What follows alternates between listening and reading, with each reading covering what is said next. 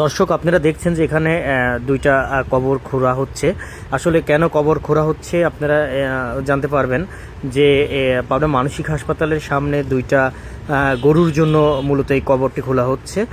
আপনারা দেখতে পাচ্ছেন এই যে পোল দেখতে পাচ্ছেন, এই পোলের এই শর্ট সার্কিটের মাধ্যমে নিচে আর কি পানি ছিল। এই পানি দুইটা গরু এই পানি খেতে আসছিল, তো খাওয়ার পরেই আসলে এই শর্ট সার্কিটের মাধ্যমে কিন্তু এই গরু দুইটা মৃত্যুবরণ করে। আসলে আপনারা দেখছেন যে কি অবস্থা। আসলে তার যে কৃষক ছিল সেই কৃষকের প্রায় 3 থেকে 4 লক্ষ টাকার ক্ষতি হয়েছে আর কি।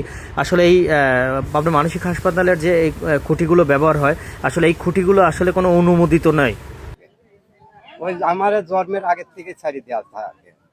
হঠাৎ করে মনে করেন যে এই পানি খাতে আসো, এখন এই তার এখন এই পানি খাতে লাগে মনে করো যে আর্থিং হয়ে লাগছে তার ওই জায়গা মনে করেন যে হয়ে লাগছে। মনে করেন যে আমি খুবই গরিব মানুষ,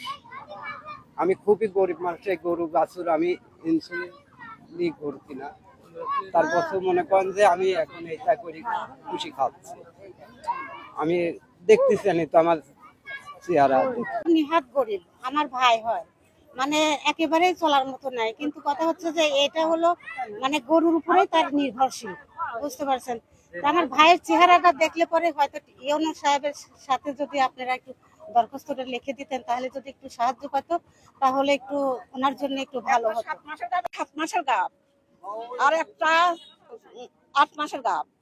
এই আমার ভাইটা খুবই গরিব, কিছুই নেই। ঘর তোলার লেগে নেই, এইগুলো করেছে, বুঝছেন। বারান্দার কথা তাহলে তার ব্যবস্থা আপনারা করে দেন, এইটুকু চাই।